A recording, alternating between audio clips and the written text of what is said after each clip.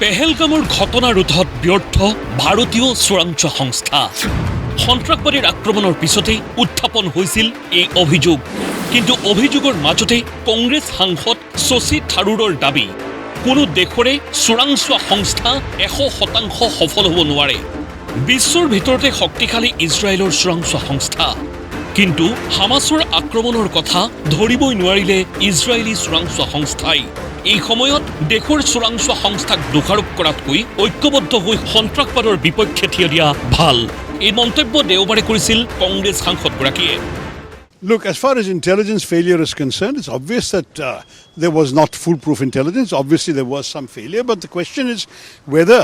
the inevitable investigation that is required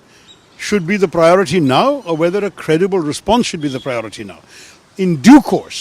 there will have to be an investigation by the government because it's the government's own responsibility to fix accountability and figure out what happened. And I hope they will do so. But we've got the example of Israel. October 7th, the world's best intelligence services, according to everybody, were taken by surprise on October 7th just 2 years ago. And my own view very clearly is that it seems to me that just as the Israelis are waiting till the end of the war before they demand accountability and answers, similarly, we too should first see the present crisis through and then definitely there should be an accounting. একে সময়তে পাকিস্তানৰ নেতা বিলাৱাল ভুট্টোৰ মন্তব্যৰ বিৰোধিতাৰে সৰব হৈছিল কংগ্ৰেছৰ জ্যেষ্ঠ নেতাগৰাকী সিন্ধু নদীয়েদি ভাৰতীয়ৰ তেজ বৈ যাব বুলি বিলাৱাল ভুট্টোৱে কৰা মন্তব্যৰ প্ৰত্যুত্তৰত শশী থাৰুৰে কৈছিল প্ৰত্যাক্ৰমণ কৰিলে ভাৰততকৈ পাকিস্তানৰ তেজ অধিক বৈ যাব There is all this inflammatory rhetoric. The Pakistanis have to understand that they cannot kill Indians with impunity. It's as simple a message as that. You want to leave your life in peace, we will not bother you, we will leave you in peace. We have no designs on Pakistan. We don't want to do anything to the Pakistanis ourselves, but if you do something to us,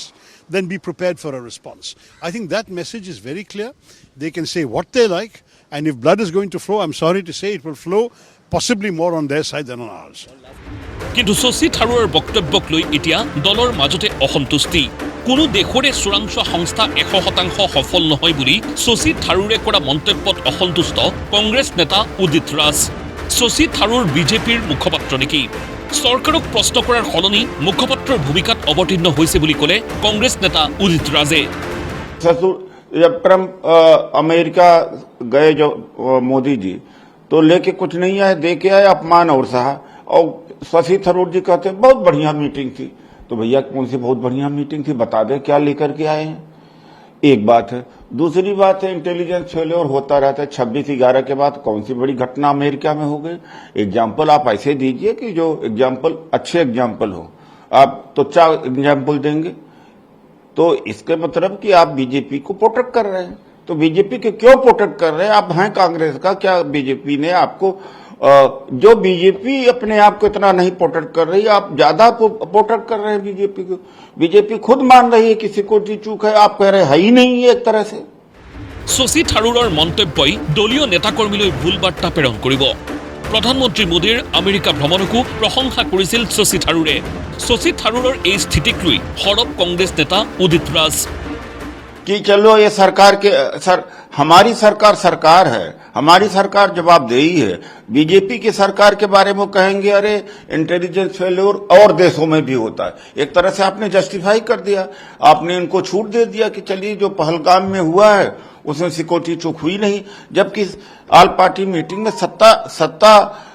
पक्ष ने कहा कि हमारी security चूक हुई है न वहां सीआरपीएफ न आए वह बीएसएफ थी न एनआईए क्या कर रही थी आईबी क्या कर रही थी रॉ क्या कर रहा था